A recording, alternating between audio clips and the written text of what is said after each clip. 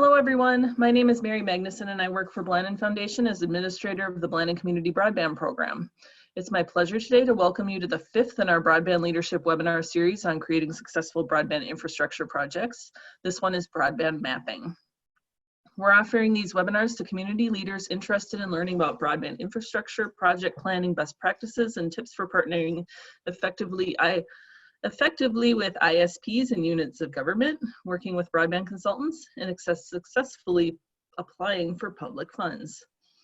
And now let's get started. Today's moderator is Bill Coleman of Community Technology Advisors, one of our primary broadband program consultants. He will set the stage for today's webinar and introduce the speakers. Take it away, Bill. Good morning, Mary. Thank you. It's exciting to see the changes that we've had in mapping capabilities these days. It really helps set the stage for a community to understand what is existing and what is possible.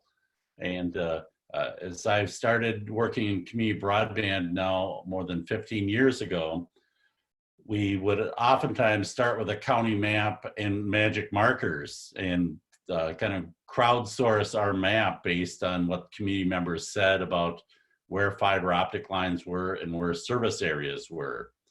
And many times telecom providers were hesitant to talk about where they had services or where they had infrastructure. And my motto at that time was, well, if we put it up on the map, the providers feel compelled to correct it. They would never give you a map, but they would tell you where you were wrong. And so now we have more sophisticated maps, and of course then the differentiations of what is accurate and what isn't, and shadings of coverage become more precise. And we have two experts on mapping here with us today. Diane Wells is from the Minnesota Office of Broadband Development, and she has been with that office from its beginning and a lead expert on broadband services and telecommunications and services in general for many years with the state of Minnesota. Glenn Fishbein is with Geo Partners and has developed quite an extensive tool set of mapping that really can accurately help portray broadband services and broadband solutions. So without further ado, I think I'm going to turn it right over to these guys. Once I show my two other slides here, is that this is my broadband development slide process from poor to great. That's what we're looking for, all our community groups as we move forward. This is our broadband development process model that, as you know, this has a few arrows and going back to the start and going back to the beginning and declaring success. We know that broadband planning at the community level to getting to a project is often more complicated than this is. But we put it up here to show kind of at the bottom here now where the mapping falls into the planning process. And at the very beginning, we look at some general maps about broadband services and so on. You can see that in the second column, really increase the community leaders' understanding of what is and what's possible. And then when you get into feasibility studies, get over there towards the right-hand side, and that really shows you your possible solutions. And it's interesting with the technology tools we now have with GIS technologies, that process has become so sophisticated that many of the advanced tools are available right up front for more analysis and more leadership education. And that's, I think, where Glenn's tools really shine. So with that, I'm going to switch PowerPoints here and get Diane's up. And then we will have Diane start. Thanks, Bill. I've got a few PowerPoint slides that Bill is going to advance for me, and then I'm going to go into a demo, hopefully. You can go to the next slide, Bill. So this slide talks about the Minnesota model or the broadband policy framework that we have. We have the statutory goals, we have a broadband office and a task force. We have data and we have a tool, which is the grant program, and I'm going to talk about the data that we have today. So next slide. These are two maps you're probably familiar with. Because our grant program focuses on getting service to areas that don't have a wired broadband service. That's generally what a lot of our mapping data will reflect. So the map on the left shows areas, household percentage by county that don't have a wired broadband service of at least 25/3, which is our 2022 goal. And then the map on the right shows household percentages that don't have 100/20 service, which is our 2026 goal. Next map, next slide. This is also probably a very familiar map showing the areas that are eligible for our border-to-border grant program. The areas in pink don't have service of 25/3. The areas in purple have 25/3 reportedly, but don't have 100/20. A lot of those areas are DSL, where it's copper for the last mile. And then the areas in the light green are areas that have a wired broadband service of at least 100/20. Next slide. We use that data in a couple of other ways. This map is the areas or towns that have gigabit service. And you'll see that with that 2019 data, we have 496 communities that have gigabit capabilities. And then the next slide is the flip of that. It shows areas that don't have 50% or more don't have a wired broadband service of at least 25/3. And you can see there that that number has been going down over the years we've been having this map created. And we expect that to go down further, as I know some of the 62 towns are areas we've awarded grant projects that haven't been built yet, or were part of a challenge where a provider is indicating they will be building.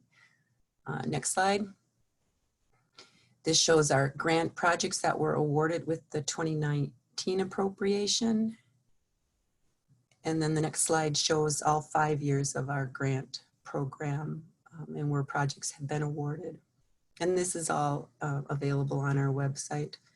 And then the next slide that Bill has is the last slide before I go to the demo. And this is just our state law that requires the office to do mapping. We have a long history of mapping here. There was a law passed in, I think, 2008 that required us to do broadband mapping. We engaged with the nonprofit Connected Nation to do that. And then the ARA, federal government, ARA stimulus funding was passed, and they funded it for 5 years. And we had as our designated entity Connected Nation. When that program sunset, I think it was 2014, then we again began to have a contract, a state contract to do the mapping with them, and have since then. And it became required under statute in 2016. And so basically right now it's an unfunded mandate. We are able to use funding from the grant program to pay for the mapping. But for example, last year, or in 2018, there was no funding appropriated. So really we had funding available, but otherwise there is no dedicated funding. It has to come out of the grant funding to do this. All right, so now I'm gonna go and share my screen.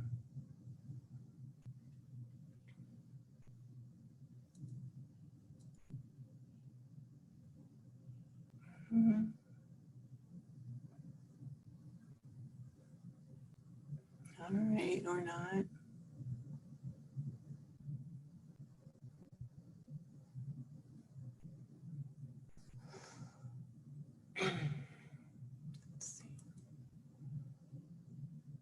What are you seeing, Diane?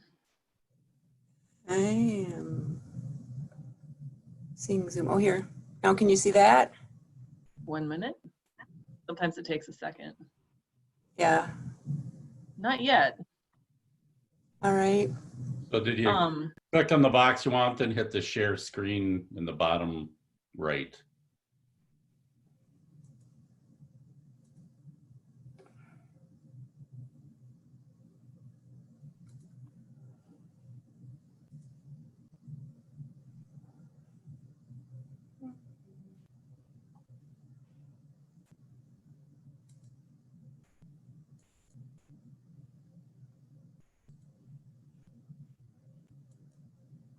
There we go.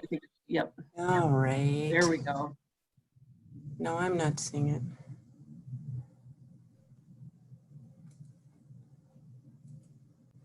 All right, so this, now can you see it? Yes. Okay, so this is what you get when you go onto the DEED website and then you go to maps and data, and then you click on the Minnesota map, and it comes loaded with the areas eligible for the grant program as a layer and the counties as a layer. And then you'll get a box where you can locate an address or a city or a town or a county. If you do something larger like a county or a city or a township, you'll get the centroid of that location. And so I know there's been occasions where the centroid happens to be like a rail yard, so you don't get the providers that you expected to see. I've put in an address here, and then I'm going to click locate, and we should go to it, and you can see it's pink because it's unserved. I'm going to zoom out. Where's it?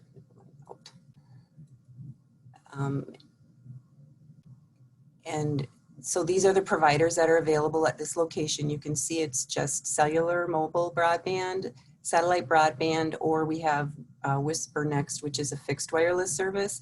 And if you clicked on that, it would take you directly to Whisper Next's website. They're a fixed wireless provider that is a subsidiary of Gardenville Cooperative Telephone Company. So while Gardenville has fiber in its historic telephone service areas, in some areas it's expanded out to, in this particular area of Todd County, it has only fixed wireless service available. So now I'm going to exit that box just so we clean up some of the clutter. The other tab that you can get a lot of information from is the Maps Data tab on the top. And then on this access layer, we have 2020 grant eligibility check. I'm going to uncheck that just so we get back to a clean map. And I'm going to zoom out a little bit. So you can see we have the county lines that show this is Todd County, this is Morrison County. State highways are marked. If you zoom in close enough, you'll see the road names. We also have our grant areas that have been built that show up as a layer. I'll have to move around a little bit. There's a project up by Little Falls. So this project, if you click on it, it'll show you in 2015, this half was part awarded in 2015 to CTC. And on this half, it's the 2014 CTC project, just as an example. And if you zoom out, you'll see more of our projects that show up. And then the to be built, they're still in progress. You can see that layer shows up. I'm just gonna take those off for now. And then we also show like if there's fiber. So you can see there's no fiber at the location I put in. I think it's interesting, if you go all the way down to tower and boundary info, you can add on the telephone exchange boundaries. And here you'll see that this telephone exchange is all fiber to the home, and that is the Randall exchange of CTC. Down here, it's Upsala or SciTech is, I think, the DBA name, and they've also got fiber to the home. And so that's one way of identifying the telcos that have done fiber to the home. We'll go back up. We also have the layers for cable service. It's under the fiber layer, so I'm just going to take that off so you can see that they're generally in town areas only, not out in rural areas. We have the DSL layer. So you can see it's kind of spotty. This is probably where they've pushed fiber deeper out to the node, and then you have a high enough speed. This map shows only 10 down, 1 up. If it's lower than that, it doesn't show. And we know 25 by 3 is our state speed goal, but we did want to pick up on this map anyway, areas that have service that was built out with the CAF2 funding that went to the price cap carriers. And then we have fixed wireless, and this will show over the area of our address. And then we do have the cellular broadband. It's pretty much covers all of Minnesota, although we know that there are areas that it's weak or non-existent. And some of the other layers that we have is our rate of return companies are receiving what's called ACAM funding from the FCC. So we have a layer for that. And that will be in the small telco area. So this area that's all yellow, this is a lot of CenturyLink area. And we'll see that with the CAF phase 2 build out commitments. There's a lot of green areas. that were eligible for that funding, because within the entire census block, there wasn't a service of, I think it was 10.1 at that time, by either a wired provider or a fixed wireless provider. So some of the areas where you would think there isn't good service might have gotten knocked out from that federal funding because there was a fixed wireless provider available. So we've got a lot of green, which is CenturyLink. If we slide over into Mille Lacs County, you can see that that's a lot of frontier area. And then the other thing we do is we have our mapping vendor connected nation layer on as the providers that are accepting the FCC funding report to the FCC where they've built. We add those locations to the website, and you can click on one. So this is the exchange boundary. And this is clicking on the blue dot, and it actually gives you the address. And Little Falls, they deployed to 5 locations in the census block. And they're supposed to report the speed, but they report all of the speeds at 10.1. If it's 25.3 or even gigabit speeds for some of the fiber that we help pay for with the state grant, it still shows as 10.1. They just went with the lowest common denominator. So those are all helpful, I think, and interesting if you're trying to figure out what is reported to be available in your area. And then we also have shapefiles available if you have your own GIS capability that you can access to put those layers on your maps. One other thing we also show, I'm going to take this off to clean it up a little bit, is the summer of 2018, the FCC did an auction, and we have the awarded areas on here. There aren't any in this particular part of the state, but if you go down, you'll see some in southern Stearns County, northern Kandiyohi County, and this is Midco, where they are saying they're going to provide at least 100 by 20 service, and this is with fixed wireless service. If you go up north, you'll see some more. It's a little bit mixed in here. This is West Central Telephone Association, where they're going to do gigabit down, 250 meg up. And again, this is in a CenturyLink area. And then we've got some CTC, CAF2 auction build stuff here. I'm going to take that layer off again so it's not so cluttered. The other thing, a couple of things. For anchor institutions, I just want to show you that we do have where public schools, private schools, and libraries are located. So if you're trying to find a library, because most of them with E-rate funding can now open up their libraries and have free Wi-Fi in the parking lots.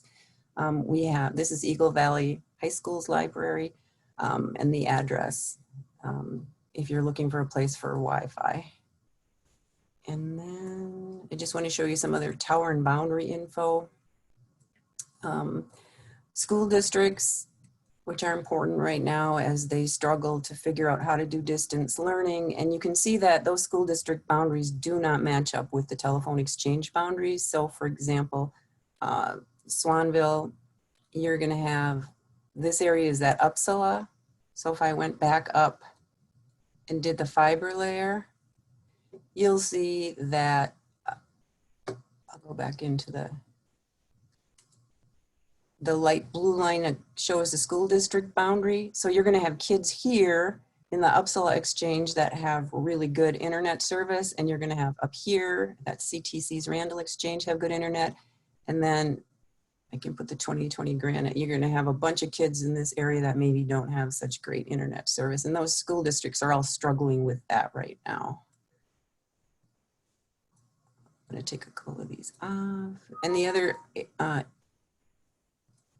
we're seeing a lot of inquiries from townships right now. And so again, I'll zoom in a little bit. Like Bruce Township it's all CenturyLink on both sides of that exchange boundary, but you can see that you won't have the same telephone company even always necessarily serving the same township. So you can have a township, Gray Eagle Township, for example, in this northeast corner has good broadband service, but the rest of it not so much. We've even got areas where West Union, not good internet either side, but you can see that the telephone exchange boundary splits the little town of West Union. So part of it is in Arvig's exchange.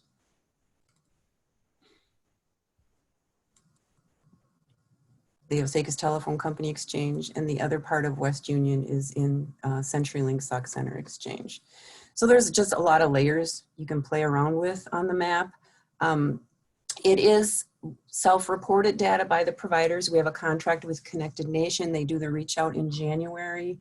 They have non-disclosure agreements. So when I see fiber on these overlays, I generally know, just because I know who's there, whose it is, but it doesn't identify unless you put in a specific address, and then it'll tell you who the provider is and the technology there. It's a voluntary process. We have no regulatory ability to tell these providers that they have to provide the mapping data to Connected Nation. Generally, there are only a couple that refuse, and they tend to be the fixed wireless providers. We do use what leverage we can. If you're a grant recipient in our program, we do put in the contract that you have to provide data to Connected Nation. If you want to challenge a grant application during the challenge process, we only allow challenges from companies that have provided mapping data to us. We've had really good participation from our telephone companies. They are not providing the Form 477. They are doing service area mapping data. And our small cable companies have also done a really good job. And then we use this, so when I get inquiries about what broadband is available and I put in the address, I use it to help people find out who might be available at their location. So we hope that that also incents providers to share their data with Connected Nation. Okay. Did I do good, Bill? That was perfect. I learned some, I use Okay. these maps a lot, and it's fun to see how you can combine some of those layers, and especially in terms of the current working from home pandemic situation with the school districts. That was, I like that. That was very powerful to look at that. So thanks so much, Diane. Sure. So if you want to hit your stop sharing button, then we'll get Glenn up on the screen. All right. Thanks so much. I think you're going to see a lot more traffic on your website after today. Welcome, Glenn. Am I unmuted? You're perfect. Yeah, sounds good. Okay, we took a very different approach than the state of Minnesota. The state of Minnesota is providing public information, and quite a bit of it, and quite a bit of good information to the communities. We are a for-profit organization, so what I'm about to show you here is not free or available as readily as the deed office's information.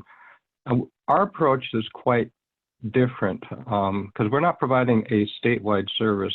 We are attempting to provide services at the community level. And the primary objective that we have is helping communities determine whether or not it is worthwhile for them to proceed getting a broadband grant or program in operation. And we have a broader scope as well. We cover the entire United States and Canada, inclusive of Minnesota. And we have a number of different ways of looking at areas, either by county, city, electrical co-op, township, tribal area, a number of different ways. And what I'm going to show you is where I live, which is Montgomery Township.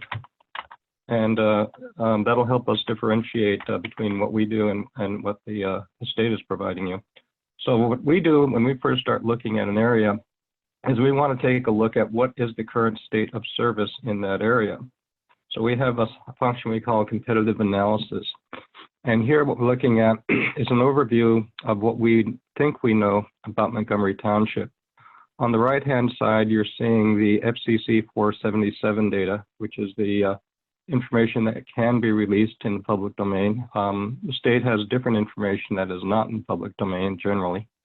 And what we see here are the various ISPs that have reported service areas to the FCC and where those areas are. So this is what we see when we look at the FCC 477 data. Now, there's been a lot of complaints that the FCC 477 data may not be reliable or even valuable. So we also collect speed test data from an organization, a nonprofit called MLab. And when you go to Google and you type in speed test, the speed test that shows up is the MLab speed test. And they collect information from anybody who runs a speed test, and they put this in the public domain. So here we see the most recent 12-month dump of MLab data for this particular area. And these show the average median up and download speeds for the ISPs that were captured by the MLab speed test process. So here we believe we have a snapshot of who is actually present in this area, not with the granularity that the 477 data claims, but it's a good picture as to who is present. And one of the things that we always start noticing is that there's usually a discrepancy between what the MLab data collection is versus what the FCC data collection is. So for example, we can see that Jaguar Communications is modestly present in this area, and they have not reported that to the most recent FCC data. The other thing that we note is that we'll find companies such as LTD Broadband or Radio Link Internet that claim to provide coverage over the entire area, and Radio Link Internet claim it's a 300 symmetric up-down speed, but they're not present according to the MLab data. So this is one of the first things that we start looking at is how can we go about making this area eligible for a grant when one of the first criteria is, are you underserved? Now in this particular case, Mediacom and Frontier are providing, well, Mediacom especially, very good services in the urban area of this township. But by, for example, USDA rules, you would have to execute a protest to demonstrate that LTD Broadband and Radio Link Internet are not covering this entire area. So this is sort of the first step in that process. And we have very similar overlays as to what the state has. For example, we have the CAF2 information and ACAM information by address here. We view this as a means of determining that the area has previously been eligible for grants and that grants are possible if you have the local resources. It also points to who can be potential allies in a grant application process. Now, our information comes through at the block group level. You'll notice in this section right here, this is the block group, number of households, the FCC 477 reported providers and what they're providing, and how many, I should convert this to feet, how many meters of roadway there are in that area. Now, we also try to overlay content such as grant eligibility and problems. So for example, you'll see that this is, if you're going for a reconnect grant, that's a USDA protected area. Lonsdale Telephone Company has claimed that, as are these areas here as well. Also, from a grant perspective, we try to identify the points that are available into the area. So one of the things that we can do from this perspective is we can try to knock out any of the areas that would be rejected by, for example, a reconnect application. So we can exclude USDA protected areas and then go back and take a look at what's left. Now, we'll notice we knocked out this region here, but we still have these areas here. So we can go back and do a more extensive grant analysis in a context like this. So here we're going to basically take a look at a USDA grant analysis for this region, trying to figure out how many points they would be eligible for in this process. So this is a summary of the USDA points that would be available for this community. And we can see that their farms, they'd be credited for 69, that's worth 6 points. It is a relatively affluent area. There are no opportunity zone points there. They don't have any low density areas. These are the critical infrastructure points they would get. And these are the block groups that the USDA may flag as inappropriate if they were included in there. So for example, we can take a look at this on a detail level and see what's going on. And we see this is the block group in question. This is the overlap area claimed, in this case by Lonsdale Telephone Company. And this is what would flag a reject were you to submit this particular polygon into the USDA Reconnect system. So we give the grant applicant a good sense as to whether or not it's worthwhile moving forward. And then by the current reconnect rules, this is not a good candidate for a reconnect grant. And very easy to tell that in a hurry. Now, the next thing that we tend to do is we try to figure out how much is it going to cost for this community to implement a broadband network. Everybody wants to go to a full fiber to the home network. So we're going to figure out how much it would cost. And we have a variety of numbers here that are defaulted to national averages, but they're wrong for almost every community. So we have to go in and figure out what that particular community has in the way of actual costs and implementation of infrastructure. But assuming these numbers are correct for this example, then we can go off and take a look at the costing of a fiber to the home network in this community. So what we've done is the red areas that you're seeing are block groups that have no households in them, so we're not going to connect there, and everything else in green is going to be a fiber connected region. And using those cost numbers, we can now show the community what their fiber would cost, what the network access points would cost, and how many they need, what the fiber distribution hub cost would be, or how many they need, and how many CPEs they might need if they were going to be doing something like this. So this is a base cost model. They can say, okay, it's going to cost me, what, $3.5, $4 million to do a fiber to the home implementation. So a lot of communities go into sticker shock at that point in time. So we go back and we constrain the fiber. We're going to limit it in terms of certain rules that we have to only the high density areas, rerun the model, and now only the areas in green, downtown Montgomery, Minnesota, is going to get fiber, and everybody else is going to get fixed wireless. And we see our fiber costs have dropped a cool $1 million, so maybe this becomes more manageable, but we still have to cover this community area out here where there is no fiber going to be. So we can overlay that with a variety of fixed wireless solutions, this one happening to be a combination of either Mimosa or Ubiquity. And then we can take a look at the terrain and ground clutter and see how much of the balance of the community we can cover.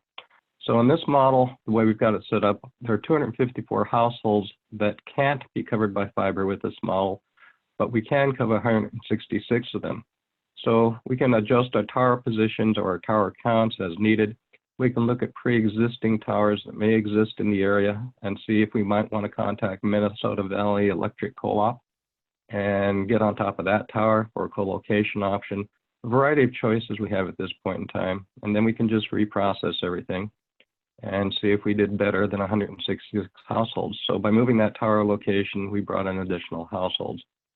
So the objective of this, though, is to come up with a financial model that allows the community to see what their choices are based on these types of analyses for developing a broadband project.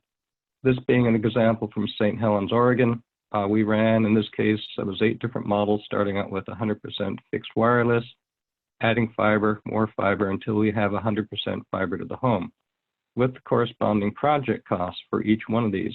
So then what we do is we ask the community, what can you think you can afford? And in this case, they said something under $4 million. So we take that model and we set that as the one to analyze. And then we come to what we call a cash flow page. And there are 3 things that we want to do based off the information provided by the mapping. If they're going to take out a loan, they have to repay the loan. That's the debt service ratio under the current model assumptions. If it's going to be a municipal financing bond, there's going to be a tax liability per household per month. So you don't want a tax revolt, so you want this number as low as possible. And most communities are not very good about becoming an ISP, so they have to attract an ISP once the network is built. And that's the 5-year internal rate of return we're forecasting initially for ISPs that would come in and service the area. But then they have to achieve a certain subscription rate. They may not be able to get to that. And they have a base cost per month the household has to pay for internet service. If it's an affluent community, that's a great number. If it's not an affluent community, you'll have to reduce that. So what we start seeing now is that the debt service ratio drops, tax liability hasn't changed, but the ISP is not very happy. So we have to reduce the amount of money we charge them for access to the network, bring that number back up there. We've had our debt service ratio drop, we're still good. This could be a viable solution for this community at this point. Then our dear friends at the USDA come along and they give us the community a grant, say 50%, and the impact on that is the tax liability drops, debt service ratio improves, and the ISP is going to make money and they're going to be happy. So we iterate this over many different options for a community, using the mapping as the baseline, until we come up with a solution that they believe they can sell to the lender, to the community, and to the ISP that's going to service them. Now, one of the things that we also do is we try to figure out what the heck can we do about this FCC data. And we have a different approach to doing broadband mapping. We are in the proponent of crowdsource mapping. And we have a project ongoing right now with St. Louis County. And we're doing some crowdsourced data collection with them starting, I believe it was last Thursday. So they, if I can get to the right place here, they started their program on Thursday, and let's see what they've done in the meantime. So since Thursday, they have collected 3,361 tests at 2,416 unique locations. And this is the current state of actual broadband activity within St. Louis County. You can see the various ISPs that have been picked off at this point in time. And you can see where these speed tests were. And what we're seeing are things that everybody expects. Duluth is well served by fiber. That's the green areas down here. And some of the communities such as Ely are getting good services as well. But we start seeing these little black spots right here, which are no service entry areas.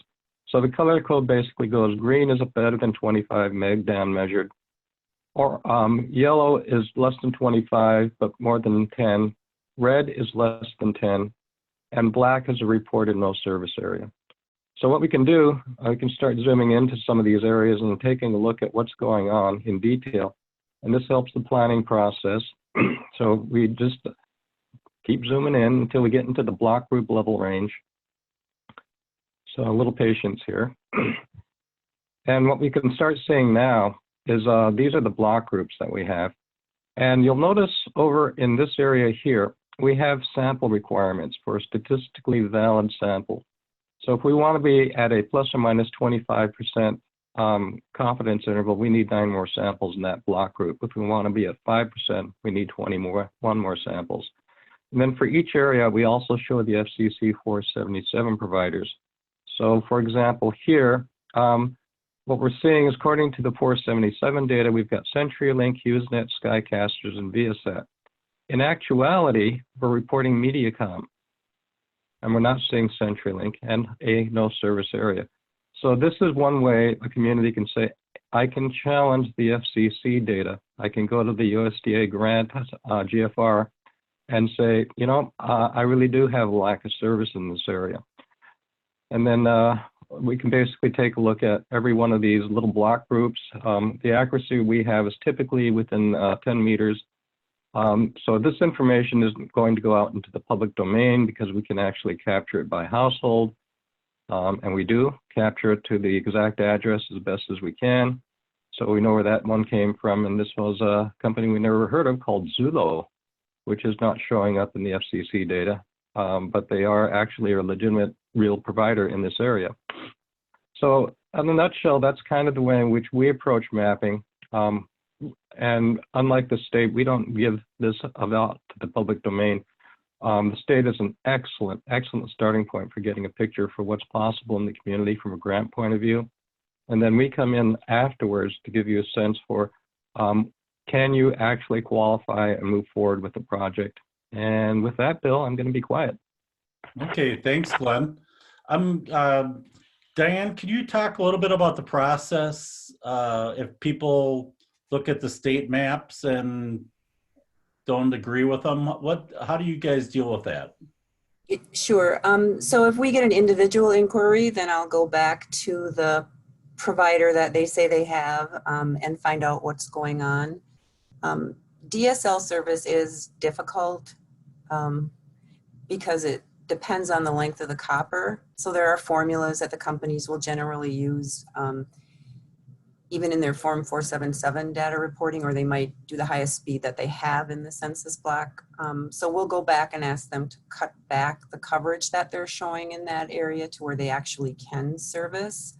And they will generally do that for us on a neighborhood basis or like we've actually even just taken out, when we couldn't get more information, we've just taken that customer based on what they're telling us, and the provider saying, yeah, we can't serve, we'll just take that one out. I mean, it's not real helpful to the map to have one, you know, house taken out, but just to make the maps as accurate as we can. And, you know, we continue, like I said, we had 2 companies this time that are doing address level data to us. We're continually working with companies as nationally they start to evolve on how they're doing the mapping. I think, just are discussing with one large cable company about moving to a more granular method for their data. And Senate 1822 was passed and signed by President Trump a couple weeks ago. There isn't funding to do the more granular mapping by the FCC, but you know, as that is done on a national level, then that will help our national providers do more granular mapping because they're required at the federal level, and so then they'll flow that through to us as they have with Form 477. Okay. It seems like wireless providers would also be very difficult to get accurate. The cellular wireless or no, the fixed wireless? Yeah, the fixed wireless, we actually, you know, we have 3 one-week site validation trips with Connected Nation that are built into our contract. And we've been using those lately to validate the grant projects that they were built as they were supposed to be built. But we'll have some extra time this year. So I think he'll be doing some more validation of what the fixed wireless providers are reporting. He had done that about 3 years ago with a couple of them. Okay. So then they'll cut back based on what he sees when he does the site validation, they'll cut back on the coverage. That was interesting. Glenn pointed out that wireless provider claiming 300 meg symmetrical fixed wireless on their 477 forms. And not sure, I think you can do that certainly point to point, but you can't do it point to point. And is that a difference then? Can they claim that capability for point to point, or do they need to be able to provide that service off the shelf kind of thing? You know, for the fixed, we're generally getting their Form 477, so we know that that's overstated. Okay. I'm checking to see here if there's any other questions. Do people have questions? We can open it up and just unmute and ask a question.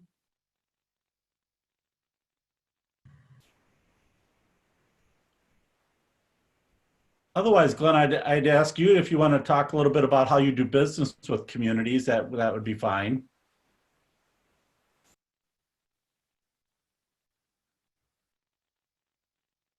First, you have to unmute, Bill. All right, so we have a very simple business model. Am I allowed to talk pricing? Go for it. There's time and you're here and what the heck. Okay, well, for a community, our base price is $3,500 plus 40 cents a household for a design study. So we count the total number of occupied households according to the 2016 census estimate, multiply that times 0.4 and add 3,500. So our typical design study is in the $4,000 range for smaller communities.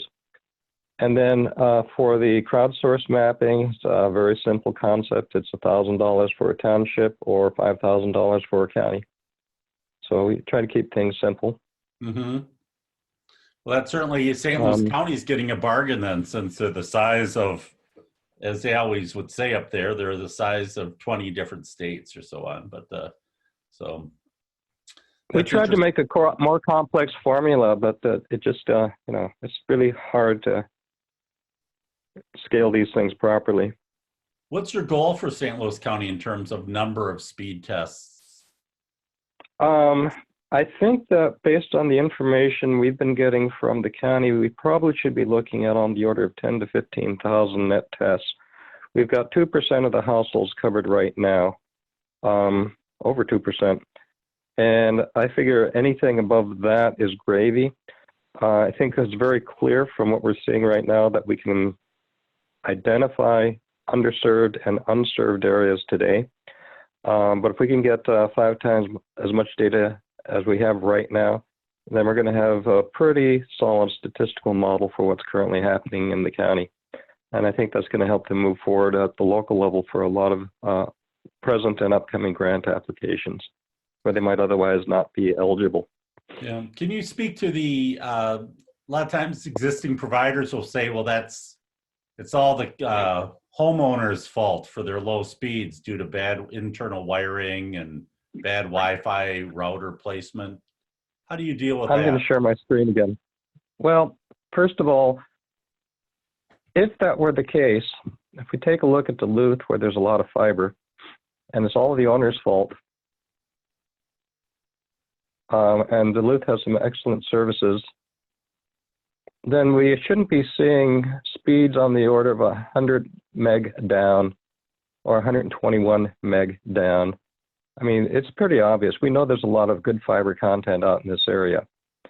And then we start looking at, again, at the same areas where there is some lower performance. Okay, well, some of these things are into virtual private networks. This is not fiber here, that's CenturyLink. That's more CenturyLink, but some of these are the screaming. We should not see high quality performance where we expect it, nor should we see low quality performance where we expect it as well. So what the argument goes, if I'm the provider saying that, you know, it's the homeowner's fault, well, how come it's not the homeowner's fault in Duluth, but it is in Twig? All right, so the second aspect of it is that most computers are about 6 years old on the average, and at that point in time, the typical worst case broadband connection was 100 megabits.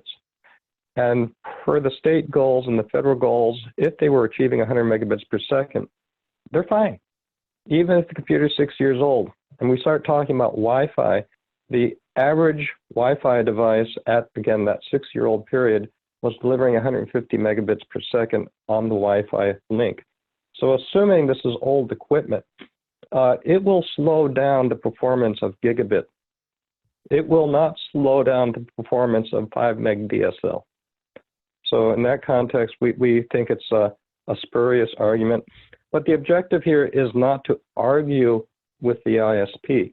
I mean, I can come up with pros and cons on any speed test requirement, but the issue here is to support the community in getting a grant application to improve the quality of service they have. And so from our point of view, it's obvious from mapping like this, good service areas show up quite clearly. Pained service areas are showing up quite clearly. And you can, it's just obvious. It shows very clearly where bad service areas are. If you're going to argue everybody in Duluth is buying a supercomputer and everybody in Burnett isn't, again, how does that argument occur? At least they have a computer. Was it inherited from somebody in Duluth? I hate to be facetious, but that's the way we look at it. I mean, we do not guarantee that the speed test results are 100% accurate, but we do pretty much statistically validate that these results are highly, highly significant results that would assist the community moving forward with either a broadband program or a grant application. Sounds good. On your mapping, can you, like if you just wanted to show CenturyLink or Frontier speed tests on this map, can you do that? No, but now that you mentioned the idea, we will tomorrow. Okay, that sounds good. You owe me $1 for that idea. And then thank you. The second question, and maybe Steve Georgie might be the right person to talk to. I know he's on the call. Steve's the main marketer for the speed tests up in St. Louis County. Seems that 3,000 tests in 4 days or 5 days is pretty darn good. How do you account for that success? Steve? Well, I was fortunate to be able to work with our school districts and, you know, with all the kids being distance learning, had a conversation with the superintendents a week just prior to the project going live, and put it in front of them that it would be great if they would send out a notice or a simple request to their students to run the speed test. And last Friday, I got the Duluth School District, Virginia, Evelyn Gilbert, all to send out notices to their students. This week, I've got the Mesabi East School District has made it an assignment for 5th through 12th graders to actually run the test. So we should be seeing those results pop up pretty predominant. And St. Louis County School District, Mountain Iron Buell are also sending out notices today. Some of these districts are on kind of an Easter break, so I'm hoping that Hibbing and Chisholm, Floodwood, those districts all participate also. So we got that going for us. Connected, the St. Louis County sent out a memo to their employees, asked some of the cities to do that. Ely School District is working on their student list today.